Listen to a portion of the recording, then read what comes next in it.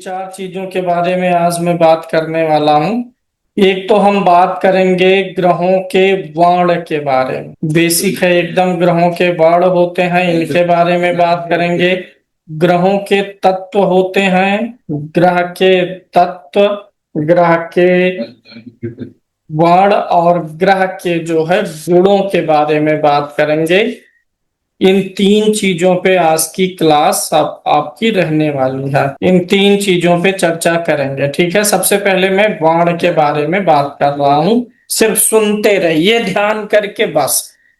9 ग्रह होते हैं आपके, सूर्य, चंद्रमा, मंगल, बुध, बृहस्पति, शुक्र, शनि, राहु, केतु, ये कुल मिलाकर के 9 ग्रह हैं। हर ग्रह का एक वर्ण होता है। वर्ण कितने प्रकार के हैं? वही वर्ण है। पहला वर्ण क्या होता है? ब्राह्मण का। तो ग्रहों के 4 वर्ण होते हैं, ब्राह्मण, क्षत्रिय, वैश्य और शूद्र। ये 4 वर्ण बताया गया है। 4 वर्ण जो है, इसमें पहला वर्ण कौन सा होता है? ब्राह्मण। ब्राह्मण वर्ग, हर एक वर्ग की यहाँ पर अपनी कुछ खास विशेषताएं हैं। वर्ण का मतलब यहाँ पर ऐसा नहीं होता है कि कोई छोटा है या बड़ा है। ब्राह्मण मतलब श्रेष्ठ नहीं।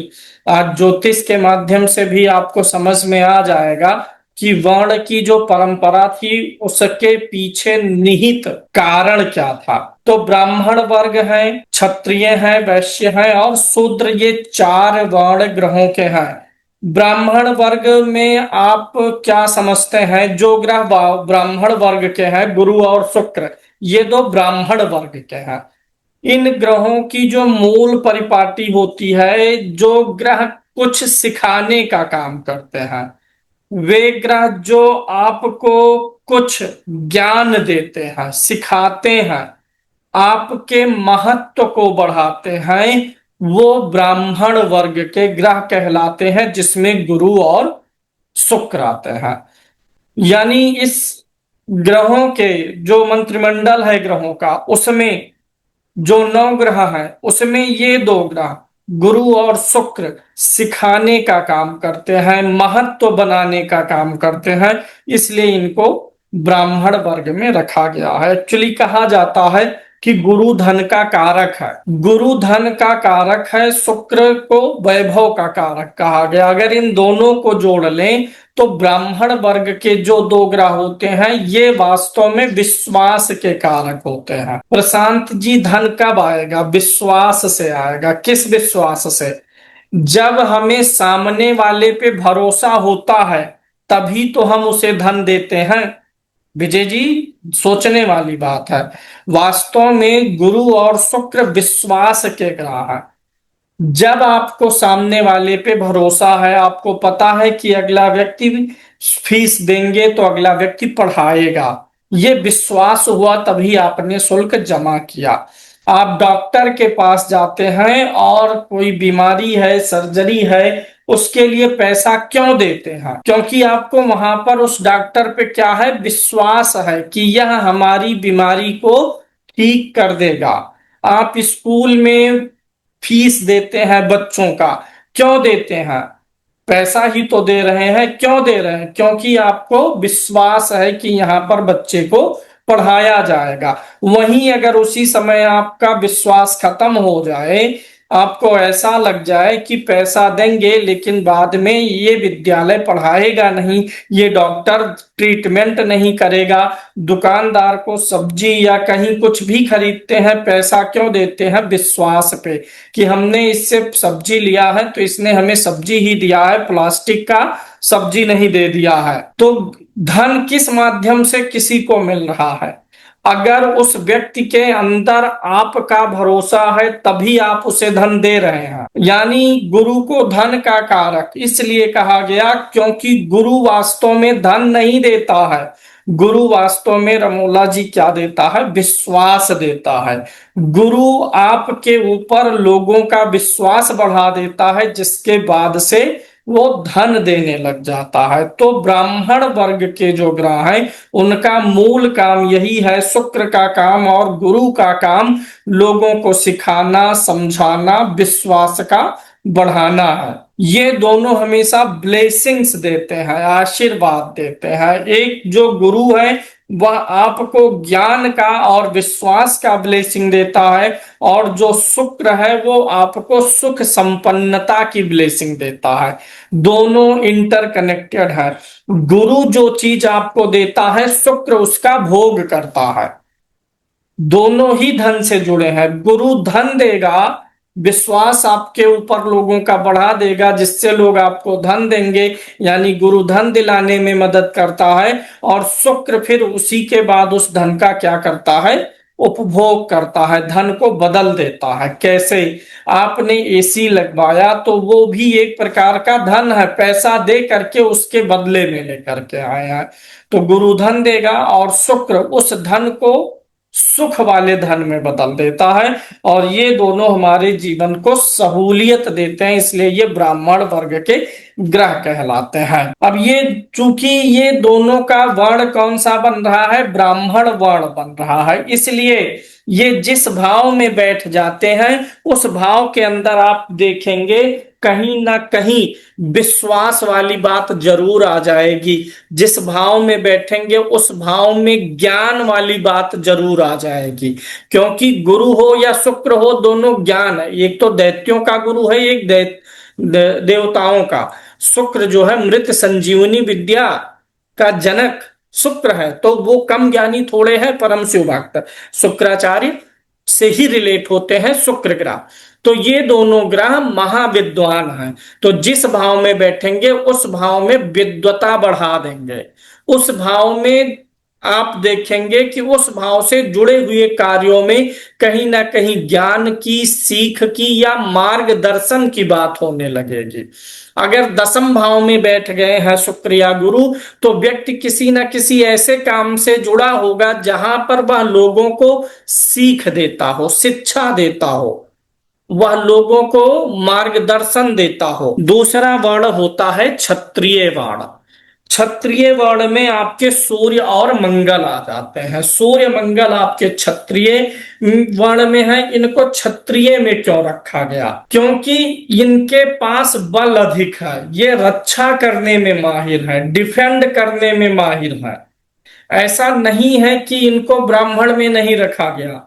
ब्राह्मण में ये भी ग्रह जा सकते थे अगर इनका कोर क्वालिटी ज्ञान होता, लेकिन इनकी कोर क्वालिटी ज्ञान नहीं है। कोर क्वालिटी इनकी मूल स्वभाव गुण है इनका, वो क्या है?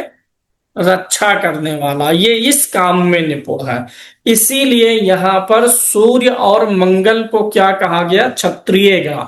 हर वह चीज जो आपकी रक्षा करती है, या आप जिन लोगों की रक्षा करते हैं, तो उस समय में आप किस वर्ण में होते हैं? क्षत्रिय वर्ण में होते हैं। तो सूर्य राजा है और मंगल सेनापति है। राजा और सेनापति ज्ञान देने का काम करेंगे तब सही है कि रक्षा करें, डिफेंड करें, रखवाली करें, तब अच्छा है। तब अच्छा है जब ये डिफेंड करें, अनुशासन बनाए, राज्य चलाएं, एक व्यक्ति की दूसरे व्यक्ति से, एक समाज की दूसरे समाज से, एक देश की दूसरे देश से रक्षा करने की जिम्मेदारी है। तो जहां रक्षात्मक गुण एक्टिवेट होता है वहां पे प्रभाव सूर्य और मंगल का आ जाता है। ये रक्षा करने में सक्षम है। इसीलिए क्या होता है, डिफेंस में, फोर्स में, आर्मी में, खुफिया विभाग में, स्पोर्ट्स, अच्छा जो रक्षा करने जाएगा उसकी फिजिकल एक्टिविटी अच्छी रहेगी। भाई रक्षा करने का काम जो व्यक्ति करेगा उसे खुद क्या होना चाहिए? स्वस्थ होना चाहिए, चुस्त दुरुस्त होगा, तभी तो रक्षा करेगा। जब खुद फिट रहेगा, खुद ही बीमार होगा तो क्या होगा? उसे खुद रक्षा की जरूरत पड़ जाएगी, तो दूसरे की रक्षा क्या करेगा? इसीलिए सूर्य मंगल जो हैं, इनसे जो प्रधान व्यक्ति होते हैं, सूर्य मंगल से प्रभावित व्यक्ति, वो सरकारी विभागों में रक्षा वाले, निगरानी वाले, देख रेख वाले विभाग में होते हैं। जैसे कलेक्टर हो गया, जिले का डीएम, एसपी, इन लोगों का मूल काम वास्तव में क्या है? संचालन करना। संचालन करना मतलब देख रेख करना। इसीलिए आप लोग पढ़े भी होंगे, आईएएस, पीसीएस, इन सारी चीजों के लिए, सरकारी नौकरी के लिए सूर्य को देखना जरूरी हो जाता है। क्यों? क्योंकि सूर्य राजा है, संचालन का काम करता है। तो सूर्य और मंगल प्रधान वाले व्यक्ति क्या होते हैं? आर्मी में, सेना में, पुलिस में, सरकारी विभागों में, ऐसी जगहों पर होंगे जहां इन्हें चीजों की देखभाल करनी हो, अर्थात संचालन करना हो। सबसे ज्यादा स्ट्रगलिंग एलिमेंट जो होता है वो अग्नि तत्व होता है। अग्नि तत्व की संघर्ष क्षमता अधिक होती है, सबसे अधिक है। पानी हो, कुछ भी हो, आग सबसे ज्यादा सहनशील है, तपा देती है सबको। तो इसीलिए सूर्य और मंगल का तत्व भी आग है, क्योंकि सबसे ज्यादा कठिन काम क्या है? लॉ एंड ऑर्डर चलाना, संचालन करना, देखभाल करना, ये सबसे कठिन काम है। क्योंकि यहां पर आपको पूरे समूचे जनसमूह को नियंत्रित करना होता है। भाई, गुरु और शुक्र शिक्षा देंगे तो शिक्षा में क्या है कि कुछ लोग रहेंगे।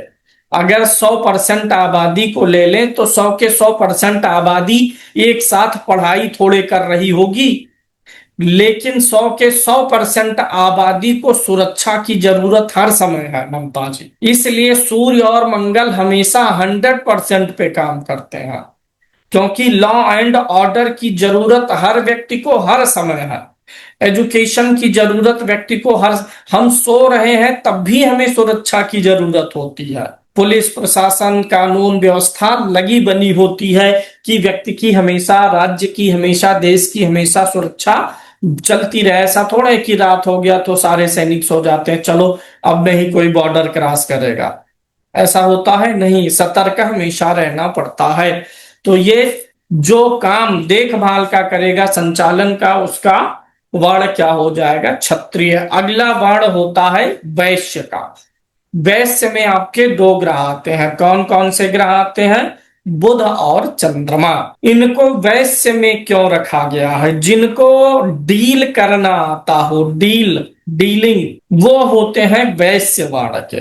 एक ही घर में आप देखेंगे कि कोई व्यक्ति है जो अपने पूरे परिवार का संचालन कर रहा है। एक व्यक्ति जो घर का मुखिया है, प्रमुख है, घर का संचालन कर रहा है, तो घर का संचालन करते समय वह किस वर्ण का हुआ? क्षत्रिय वर्ण का हुआ। और वही व्यक्ति घर में लोगों को सिखाता भी है, मार्गदर्शन भी देता है, ये चीज गलत हुई, इसको ऐसा करना था, ऐसा। तो उस समय वह कौन सा वर्ण बन गया? ब्राह्मण वर्ण में आ गया। लेकिन वही व्यक्ति जब बाहर व्यापार करने जाता है, पैसे कमा के लाने जाता है, तब वही एक व्यक्ति क्या हो जाता है?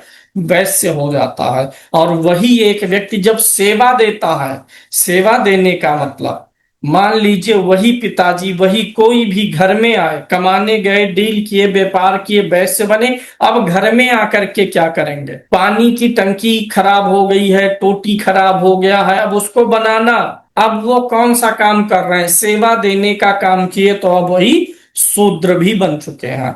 यानी ये अलग अलग नहीं है, हर परिस्थिति के अनुसार हमारे अंदर ही चारों वर्ण मौजूद है। हम इन चारों वर्णों का काम अकेले करते हैं। समय के अनुसार ये चीजें बदलती रहेंगी। तो दो ग्रह जो आपके हैं, वैश्य वर्ण के ग्रह बुध हैं और चंद्रमा हैं, ये दोनों व्यापार के कारक ग्रह माने जाएंगे। अब इनका एक शब्द, मूल शब्द हर ग्रह के लिए। ब्राह्मण वर्ण कौन है? जो क्या करे? परामर्श दे, मार्गदर्शन। ब्राह्मण मतलब मार्गदर्शन, परामर्श या ज्ञान। क्षत्रिय मतलब रक्षा, संचालन। वैश्य मतलब डील, अंग्रेजी का शब्द है DEAL। वैश्य माने डील, जो डील करे। अब यहां पर एक चीज आपको समझना बहुत जरूरी है। डील जो हमेशा होता है वो हमेशा वस्तुओं का ही नहीं होता है। जितने डील मन से जुड़े हुए हैं, मानसिक डील, जो डील भावनाओं में होती है, उसके लिए चंद्रमा वैश्य है। और जहां पर कैलकुलेशन वाली डील होती है, लाभ हानि वाली, उसके लिए बुध कारक है दोनों ही वैश्य। प्रदीप जी, दोनों वैश्य ग्रह हैं। चंद्रमा भावनाओं से डील करता है, चंद्रमा भावनाओं का ग्रह है, मन का ग्रह है। तो चंद्रमा भावनाओं से डील करेगा, इमोशन से डील करेगा। और बुध किस चीज से डील करता है? प्रॉफिट एंड लॉस से। कैलकुलेशन का ग्रह बुध है। बुध हमेशा कैलकुलेशन देखता है, यानी लाभ हानि देखता है, गुणा गणित देखता है। अब यहीं पर सबसे बड़ी गड़बड़ी होती है। मान लीजिए एक व्यक्ति ने एक दुकान खोला, मेडिकल स्टोर उसने खोला, अच्छा रुपया लगाया, मेडिकल स्टोर उसका खुला। अब वह व्यक्ति बताइए कब प्रॉफिट कमा पाएगा? जब वह बुध वाला वैश्य बनेगा कि चंद्रमा वाला वैश्य बनेगा? बुध वाला जब बनेगा, क्योंकि दुकान खोला है, उसे बुध वाला वैश्य वहां पर बनना पड़ेगा, बुध का एक्टिवेशन करना पड़ेगा, लाभ हानि देखना पड़ेगा, अन्यथा दुकान बंद हो जाएगी। अगर उसने चंद्रमा हावी हुआ, चंद्रमा उसके उस व्यापार पे हावी हुआ, डील पे हावी हुआ, तो व्यक्ति भावनाओं में आएगा। भावनाओं में आएगा तो व्यक्ति उधार बांट देगा, इतना बांट देगा कि पूंजी से ज्यादा उधार हो जाए। व्यक्ति भावनाओं में आकर के डील, जब चंद्रमा वाली डीलिंग शुरू होगी तब उधार दे देगा, फ्री में दे देगा, कोई रो दिया गा दिया, बेवकूफ बना के चला। इसलिए चंद्रमा और बुध दोनों वैश्य हैं, लेकिन दोनों में अंतर अलग है। चंद्रमा भावनाओं को डील करेगा और बुध जो है प्रॉफिट एंड लॉस को डील करेगा। चंद्रमा का महत्व अपनी जगह पर है। जैसे आपको अगर फैमिली के साथ डील करना है तो वहां पे इमोशन चलाइए। पिता और पुत्र के बीच जो डील है, पति पत्नी के बीच, वहां पर भावनात्मक डील ज्यादा है, भावनात्मक सुलह होती है। अगर पति और पत्नी के बीच में, पिता पुत्र के बीच में, भाई भाई के बीच में, भाई बहन के बीच में जिस दिन बुध वाला डील आएगा लाभ एंड लॉस का, और रिश्ता टूट जाएगा। गुरु और शुक्र जिस भाव में होते हैं उस भाव को क्या देते हैं? विस्तार, संरक्षण, ज्ञान। सूर्य और मंगल जहां होंगे, व्यक्ति जीवन भर उन भावों का संरक्षण, उस भाव का रक्षा करता हुआ नजर आएगा। जैसे कहते मंगल 7वें में हो तो व्यक्ति का जीवन इसीलिए परेशान हो जाता है 7वें में होने से। क्यों? व्यक्ति को जीवन भर अपने वैवाहिक जीवन को रक्षा करते हुए बीतता है। ऐसे चंद्रमा और बुध जहां बैठेंगे वहां आप हमेशा क्या देखेंगे? जिस भाव में ये बैठेंगे उस भाव से संबंधित आप देखेंगे कि बिजनेसमैन वाली झलक आपको नजर आएगी। जैसे द्वितीय भाव में बुध होगा तो व्यक्ति की वाणी ही ऐसी होगी कि वो अपने बातचीत में हमेशा कैलकुलेटिव रहेगा, नफा नुकसान सोच के बोलेगा। इसीलिए जिसके सप्तम भाव में बुध होता है ना, वो विवाह करने के पहले, रिश्ता तय होने के पहले बहुत सोचते हैं, वो बहुत ज्यादा दिमाग लगाते हैं, मेरा जीवन साथी ये ऐसा वैसा, ये होना चाहिए, वो होना चाहिए। बुध जहां आपका होता है आपकी बुद्धि उसी भाव में होती है। बुध को बुद्धि का कारक इसीलिए कहा गया है क्योंकि बिना बुद्धि के आप प्रॉफिट एंड लॉस नहीं कैलकुलेट कर सकते, बुद्धि ही कैलकुलेट करती है। तो इसीलिए बुध को बुद्धि कहा गया। यह जरूरी नहीं है कि जो बुद्धिमान हो वह विवेकी भी हो। बुद्धिमान होना और विवेकशील होना दोनों में अंतर है। बुद्धिमान है, आप पैसा कमा लिए, मान लीजिए बुद्धि से आपने पैसा निकाल लिया प्रदीप जी।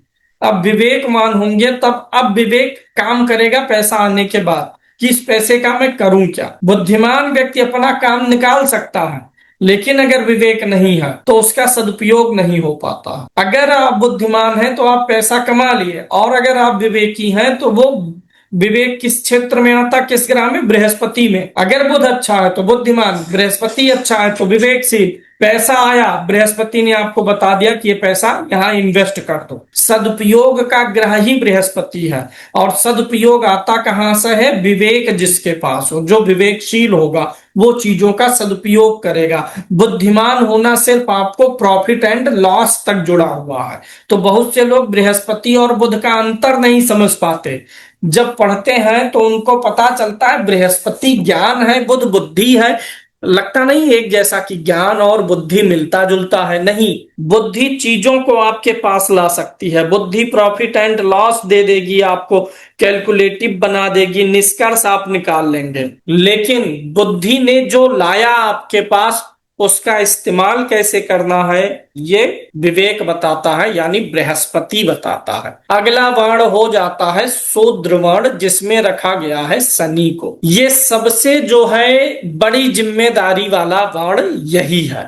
शनि को शूद्र वर्ण में रखा गया है। जो भी व्यक्ति सेवा में है वो शूद्र है, इसमें शनि को रखा गया। और आप सब लोग बताइए, आमतौर पे सबसे कठोर या सबसे भयभीत लोग किस ग्रह से होते हैं? शनि से। शनि नहीं कठोर है, वास्तव में आप थोड़ा सा दिल और दिमाग लगा करके सोचिए, सबसे कठिन काम कौन सा काम है? सेवा देना। सेवा देना ही सबसे कठिन है। तो शनि सबसे कठिन वर्ण में आता है, इसीलिए लोग शनि को सबसे कठिन ग्रह मान के बैठ गए हैं, सबसे भारी ग्रह मान के बैठ गए हैं। तो शनि आपकी कुंडली में जिस भाव में होगा, उस भाव से संबंधित सेवाएं आपके जीवन में आती रहेंगी।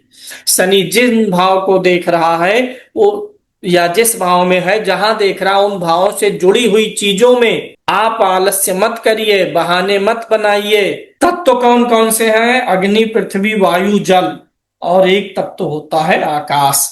तो इन तत्वों की अगर हम बात करें तो सबसे पहला तत्व हमारा होता है अग्नि तत्व। अग्नि तत्व के ग्रह कौन कौन से हैं? सूर्य और मंगल हैं। जल तत्व जो है ये चंद्रमा और शुक्र हैं। बुध जो है पृथ्वी तत्व है, और शनि जो है, शनि राहु वायु तत्व है। तो सूर्य और मंगल को अग्नि तत्व दिया गया। क्यों? क्योंकि अग्नि तत्व में सबसे ज्यादा स्फूर्ति होती है, ऊर्जा होती है। भाई अग्नि वैसे ही ऊर्जा है ना, तो अग्नि तत्व में सबसे ज्यादा ऊर्जा है, सबसे ज्यादा एक्टिव रहती है। ये समय नहीं लेती है जलाने में। और सूर्य और मंगल को इसी तत्व की जरूरत है, क्योंकि इनको क्या करना है? संचालन करना है। सबसे महत्वपूर्ण आकाश तत्व है। अग्नि, पृथ्वी, वायु, जल, ये तो ग्रहों के तत्व हो गए। लेकिन ये सारे तत्व हैं कहाँ? आग कहाँ है? पानी कहाँ है? मिट्टी कहाँ है? वायु कहाँ है? सब आकाश में है। आकाश माने यही खाली जगह, यही तो आकाश है। हमारी पृथ्वी भी तो आकाश में ही तो है। सब कुछ, सूर्य, चंद्रमा, मंगल, पूरा आपका सोलर सिस्टम, गैलेक्सी, सब आकाश में है। आकाश माने स्थान, आकाश माने खाली जगह। भाई खाली जगह ना होती तो पृथ्वी कैसे आती? आप आके जो कुर्सी पे बैठ गए हो चमचमाते हुए, क्यों बैठ गए? क्योंकि वहां पे खाली जगह थी, आकाश था। आकाश माने स्पेस, स्पेस है तभी हम हैं। तो स्पेस मतलब क्या होता है? खाली जगह। सभी तत्व कहाँ है उपस्थित? इसी आकाश तत्व में स्थित है। यानी आकाश तत्व ने सबको अपने अंदर समाहित कर रखा है। और आकाश तत्व का कारक कौन है? बृहस्पति है। यानी इस पूरे ब्रह्मांड में और कोई तत्व कहाँ है, कितना है, नहीं पता, लेकिन आकाश तत्व हर जगह पर है। हम इस गैलेक्सी के बाहर जाएं, दूसरी गैलेक्सी में जाएं, तो दूसरी गैलेक्सी भी कहां पर है? आकाश में है, स्पेस में, अंतरिक्ष में। आकाश माने अंतरिक्ष, यानी अंतरिक्ष हर जगह मौजूद है, आकाश हर जगह मौजूद है। सारे तत्व इसी आकाश में ही है, जो कि बृहस्पति का तत्व है। बृहस्पति का तत्व अत्यंत व्यापक है, इसका कोई ठौर ठिकाना नहीं है। यह सर्वत्र सभी प्रकार से मौजूद है।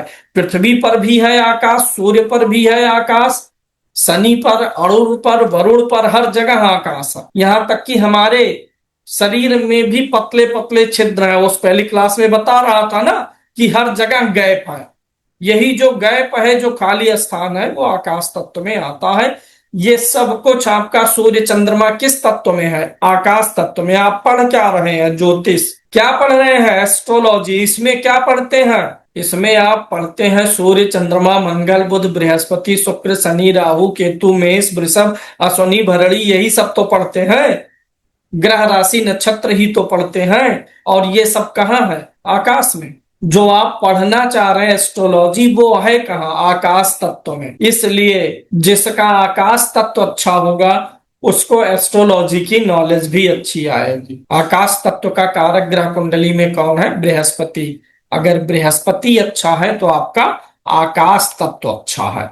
बृहस्पति अच्छा है तो आप अपने अंदर सब कुछ समा लेने की क्षमता रखते हैं। ये बताइए, अच्छा बुरा जो कुछ है पूरे ब्रह्मांड में, सब है कहाँ? आकाश में। इसीलिए बृहस्पति एक ऐसा ग्रह है जिसे कुंडली में अच्छा बुरा सब कुछ झेलना पड़ता है, क्योंकि बृहस्पति का तत्व ही आकाश। भाई सूर्य पे विस्फोट हो रहा है, सूर्य पे ज्वालामुखी आ रही है, कहीं नेबुला फूट रहा है। नेबुला उबला समझते हैं? नेबुला मतलब विस्फोट हो रहा और तारे का निर्माण हो रहा है, कहीं इस ब्रह्मांड में धूल ही धूल उड़ रही है, कहीं गैस ही गैस उड़ रही है, मतलब ये पृथ्वी पे आप हैं, आपको सब कुछ अच्छा लग रहा है, लेकिन यह ब्रह्मांड आसुरी तत्व से बना हुआ है। और आसुरी तत्व में किसी भी चीज के निर्माण में पहले देखिए कितनी गंदगी होती है, कितना विनाश होता है।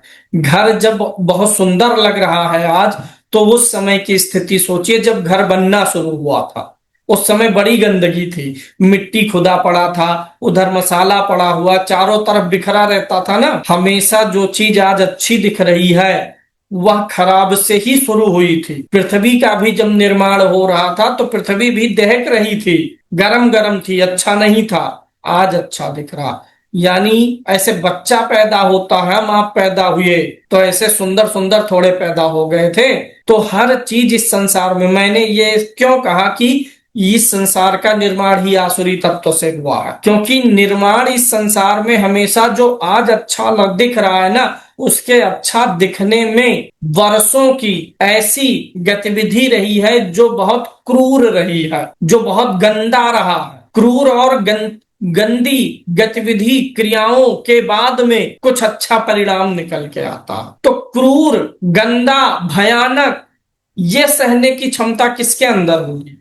देव तत्व में नहीं है ये क्षमता, ये आसुरी तत्व में क्षमता है। ध्यान दीजिएगा, बात के पीछे लॉजिक समझिए। देवता अमृत तो पिए, लेकिन जब विष निकला था तो भागने लगे थे, विष नहीं पी पाए, विष महादेव ने पिया। अगर देवता सर्वशक्तिमान थे तो विष पी लेते, उनका कुछ ना होता। इससे साबित होता है कि जो देव तत्व है वह आसुरी तत्व के बाद आया है। पहले आसुरी तत्व है, पहले गंदगी है, पहले क्रूरता है, पहले विनाश है, बुराई है, वो चीजों को निर्माण कर रही है, फिर बाद में अच्छा बन के जब तैयार हो गया तब देव तत्व हुआ। यानी शुरुआत आसुरी तत्व से होती है। क्रूरता, जघन्यता, अति गंदगी, दुर्गंध, ये सब बर्दाश्त कौन कर सकता है? सिर्फ आसुरी तत्व। आसुरी तत्व देव तत्व को खा जाएगा, लेकिन देव तत्व आसुरी तत्व को नहीं खा पाएगा।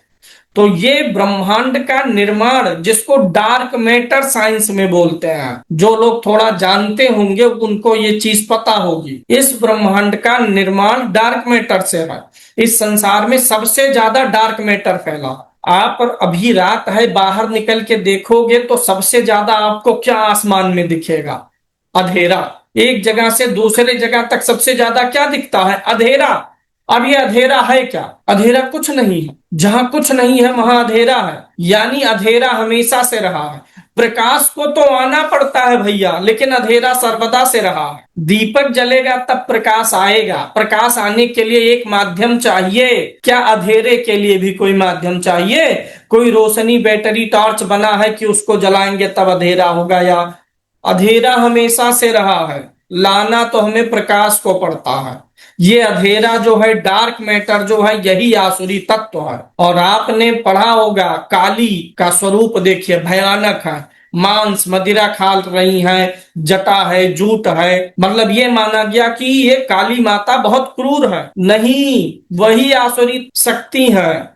वही शक्ति ना होता तो आज देव शक्ति होती ही ना। इसलिए ब्रह्मांड के निर्माण वाली जो शक्ति है, आसुरी शक्ति, वही देवी दुर्गा, वही परम ब्रह्म। उसके बाद और सब ये देव तत्व आते हैं। ऐसे भी पूजा पाठ जब हम करते हैं ना, बोलते हैं ना कि इस देवता की पूजा है, यहाँ ऐसा मत करो, मतलब साफ सफाई, शुद्धता की मांग होती है। क्यों? क्योंकि देवता को साफ सफाई, शुद्धता ही चाहिए। अगर वह संपूर्ण होता तो उसे चाहे गंदगी हो चाहे शुद्धता हो, वो दोनों में पूर्ण रूप से एक समान कार्य करता, तब वो पूर्ण माना जाता। देवता सिर्फ शुद्धता में काम कर पाते हैं। जितनी अच्छी बुरी घटनाएं होंगी सब कहाँ होंगी? आकाश में होंगी, स्पेस में होंगी।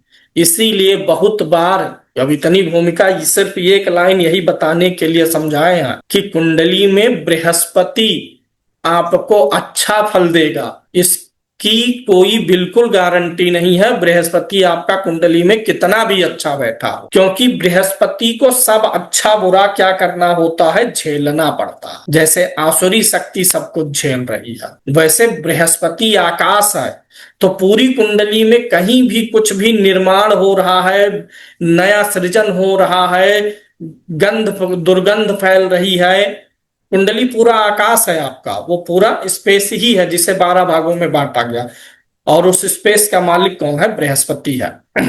तो इसीलिए बहुत बार बृहस्पति अच्छा फल नहीं देता है, बहुत बार क्या, अक्सर नहीं देता है। बृहस्पति अच्छा फल कब देता है, जब आपकी कुंडली में दुर्योग कम बने हो। दुर्योग मतलब खराब चीजें जो कुंडली को बुरे तरीके से प्रभावित करती हैं। अभी मैंने आपको कहा कि भयानक चीजें, दुर्दांत चीजें, गंदी चीजें अगर हो रही हैं तो उसे सहेगा कौन, आकाश सहेगा, आकाश में ही।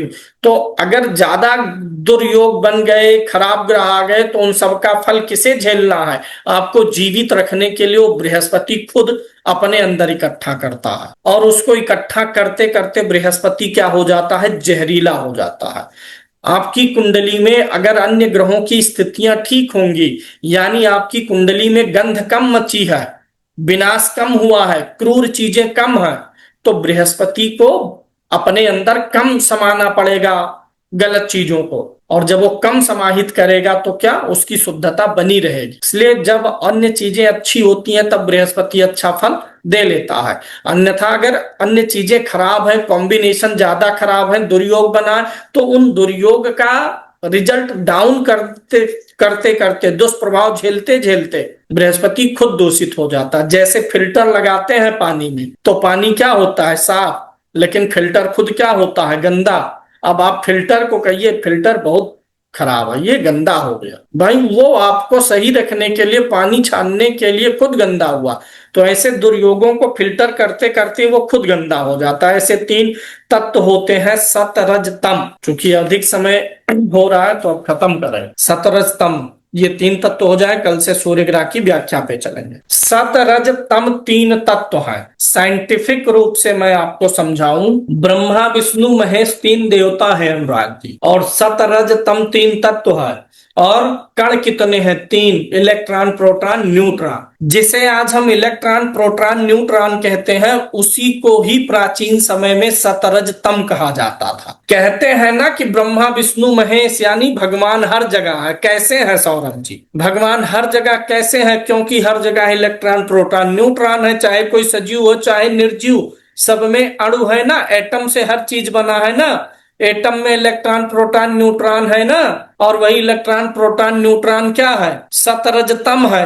और सतरजतम को अगर शरीर का रूप दे दे तो क्या है, ब्रह्मा विष्णु महेश है। सत ब्रह्मा जी, रज विष्णु जी, तम शिव जी, और उसी को आज की भाषा में क्या कहते हैं, इलेक्ट्रॉन प्रोटॉन न्यूट्रॉन। तो जहां जहां इलेक्ट्रॉन प्रोटॉन न्यूट्रॉन है वहां ब्रह्मा विष्णु महेश तीनों है। इसीलिए ईश्वर का वास कण कण में बोला जाता है कि ईश्वर कण कण में है, क्योंकि जहां कण है वहां इलेक्ट्रॉन प्रोटॉन न्यूट्रॉन है। ऐसा नहीं बोला गया कभी भी। देखिए, आप और आपके मोबाइल के बीच में कुछ कण हैं कि नहीं है? हमेशा डस्ट पार्टिकल्स उड़ते रहते हैं, वो दिखे या ना दिखे, तो उसमें भी इलेक्ट्रॉन प्रोटॉन न्यूट्रॉन है। जो हम देख पाए सिर्फ उसी में नहीं होता है, बहुत सारी चीजें इतनी सूक्ष्म है कि हम उन्हें देख नहीं पाते। तो जो देख पा रहे हैं उसमें तो है ही कण, दिख ही रहा है।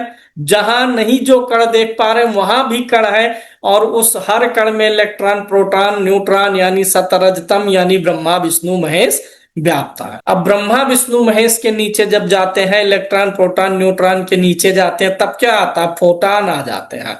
फोटॉन आदि पार्टिकल आएंगे, उसके नीचे जाएंगे तो कुछ नहीं रहेगा, ओनली वाइब्रेशंस रह जाती हैं। इस ब्रह्मांड में कुछ भी ठोस नहीं है, सबके अंदर गैप है। जब हम जो है इलेक्ट्रॉन प्रोटॉन न्यूट्रॉन के पीछे जाएंगे, फोटॉन के पीछे जाएंगे, उसके भी पीछे एकदम अंत में जाएंगे, तो हमें सिर्फ एनर्जी मिलती है, तरंग। ये शरीर तरंगों से बनी हुई है, वो होता है परम ब्रह्म। तो 3 तत्व है सतरजतम। इसमें जो है ये सतरजतम इन तीन तत्वों से किसी चीज का निर्माण होता है, यानी ब्रह्मा विष्णु महेश मिलके किसी भी चीज का क्या करते हैं, निर्माण।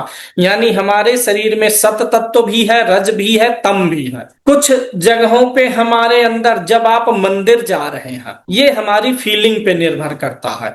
मंदिर जब आप जाते हैं तो आपका सत तत्व ज्यादा एक्टिवेट हो जाता है, सत तत्व एक्टिवेट ज्यादा हो गया पूजा पाठ भजन मंदिर करते समय। और जब आप सुख आराम सुकून से चल रहे हैं तब आपका राजसी तत्व एक्टिवेट है। आप आराम से घर में बैठे हुए हैं, ना काहू से दोस्ती ना काहू से बैर, अब क्या है, राजसी तत्व एक्टिवेट है। और तम तत्व एक्टिवेट हो जाता है जब हमें कुछ क्रूर चीजें करनी हो, किसी को मारना है, डांटना है, फटकारना है। एक सैनिक के लिए जो सेना पर तैनात है उसको कौन सा गुण चाहिए, सत नहीं। वहां धार्मिक बनने से शांत बनने से काम चलेगा, मार दिए जाओगे। राजसी बनने से काम चलेगा कि बॉर्डर पे जा करके दरी बिछा के बैठ गए हो, आराम फरमा रहे हो वृक्ष के नीचे, नहीं। वहां तम तत्व काम करेगा, वहां पर आपको क्रूरता, वहां पर आपको चौकन्ना रहना है, मारना है, मरने के लिए तैयार होना है।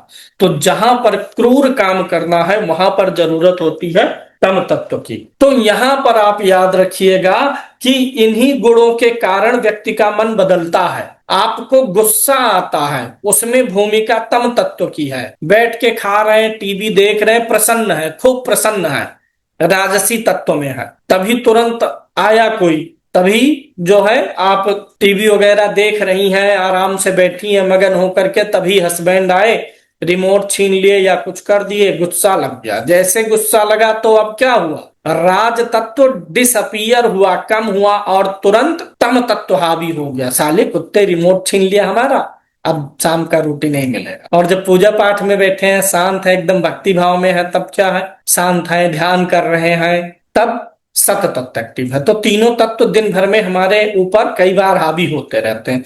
सूर्य जो है, चंद्रमा और बृहस्पति सत तत्व में आते हैं। राजा को सात्विक होना चाहिए भैया। राजा जो है, सूर्य राजा है। देखिए, सूर्य राजा आता है सत में, मंगल आता है तम में। दोनों ही जो है क्षत्रिय बाण है, सूर्य मंगल। लेकिन तत्व बदल गया, क्योंकि सूर्य राजा है। राजा मतलब पालन करना, पालक है, वो प्रजा का पालक है, वो तामसिक नहीं हो सकता। और मंगल जो है वो प्रजा का पालक नहीं है, वह राज्य का पालक है, राज्य की जमीन का, भूमि का पालक है। वह भूमि की रक्षा करेगा, राजा प्रजा की रक्षा करेगा, और उस रक्षा का जो सिस्टम बनाना है वो मंगल बनाए। तो राजा अगर तामसिक हो जाएगा ना, तो किसी के बगीचे से आपने एक अमरूद तोड़ा, राजा के सामने पहुंचे, तामसिक काट दो इसका गला, एक अमरूद के लिए गला कट जाएगा। इसीलिए सूर्य को सात्विक रखा गया, शांत रहे। शांत आदमी ही सही डिसीजन ले पाएगा। पक्ष और विपक्ष, अपना और पराया, इन सबसे निकलने की क्षमता सबसे अधिक किसमें होती है, सत तत्व में। अपने पराये से ऊपर उठ के न्याय करना, अपना लड़का गलत है बोलेंगे ये गलत है, उदार तत्व है सत तत्व। तो राजा को उदारता चाहिए, इसलिए सूर्य जो है सत तत्व में है। मन को उदारता चाहिए। मन माने विचार, चंद्रमा मन का ग्रह है, विचार का ग्रह है। मन माने जो हमारे अंदर थिंकिंग्स आती हैं, तो वो सत होना चाहिए। सत नहीं रहेगा तो हमेशा क्या, भोग विलास सोचेगा, कि हमेशा क्रोध में रहेगा। सत तत्व दोनों और तत्वों को अपने अंदर समा लेता है। बृहस्पति सत तत्व है भाई। ज्ञान जहां पर है वहां पर विवेक उत्पन्न होगा, तो सत तत्व अपने आप ही रहेगा।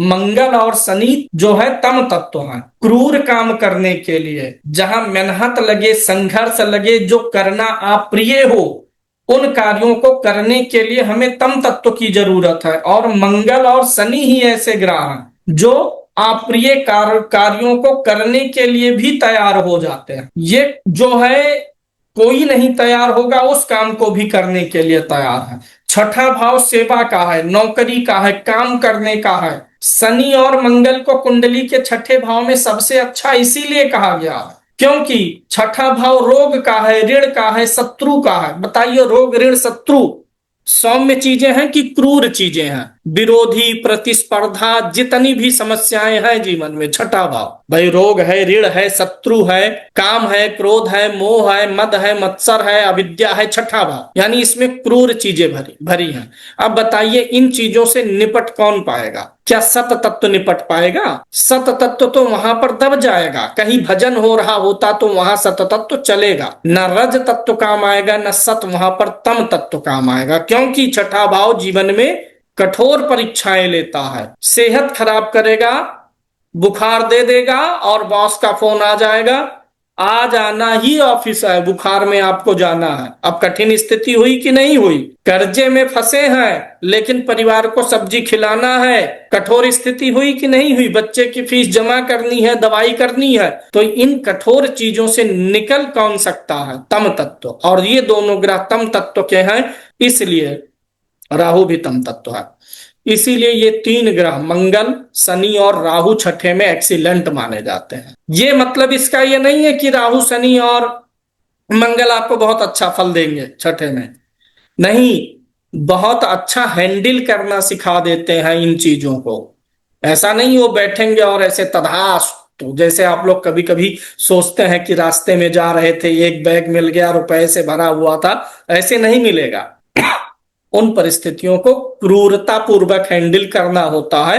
और क्रूरता पूर्वक हैंडल करना कौन सिखाता है? तम तत्व। और तम तत्व के ग्रह मंगल, शनि, राहु, इसीलिए छठे भाव में अच्छे होते हैं। अगला जो आपका राजसी तत्व होता है, ये क्या करते हैं? राजसी तत्व वाले मैत्रीवान होते हैं, करुणाशील होते हैं, दयावान होते हैं, प्रेमी स्वभाव के होते हैं। द्वितीय भाव में आपका जो है रज तत्व का ग्रह हो तो बहुत अच्छी बात है।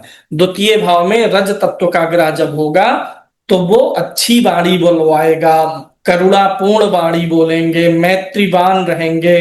बुध और शुक्र ये जिस भाव में बैठेंगे वहां पर आपका राजसी तत्व एक्टिवेट रहेगा, यानी वहां पर आप ऐसी कुछ भी गतिविधि नहीं करना चाहते हैं कि उस भाव का सुख और सुविधा खत्म हो। राजसी तत्व, रज तत्व मतलब सुख सुविधा, मेरे लिए भी अच्छा हो, आपके लिए भी अच्छा हो। मैं ऐसा कुछ नहीं करूंगा जिससे आप दुखी होकर मुझे दुखी कर दें। राजसी तत्व ये ख्याल रखता है, ना मैं थप्पड़ मारूंगा न मुझे थप्पड़ मिलेगा। तो ये दोनों ग्रह जहां बैठेंगे रजोगुण वाले बुध और शुक्र, वहां पर थोड़ा दिखावा आ जाता है, क्योंकि राजसी तत्व में दिखावा आता है, भोग विलास, लग्जरी में आ जाता है, तो वो दिखावापन भी रहता है लेकिन मधुरता बरकरार रहती है, बनी रहती है। अब यहाँ पर एक छोटा सा नोट जोड़ के मैं खत्म करूंगा, स्टोन वगैरह पहनने में भी ये हमें ग्रहों के तत्व देखना जरूरी है।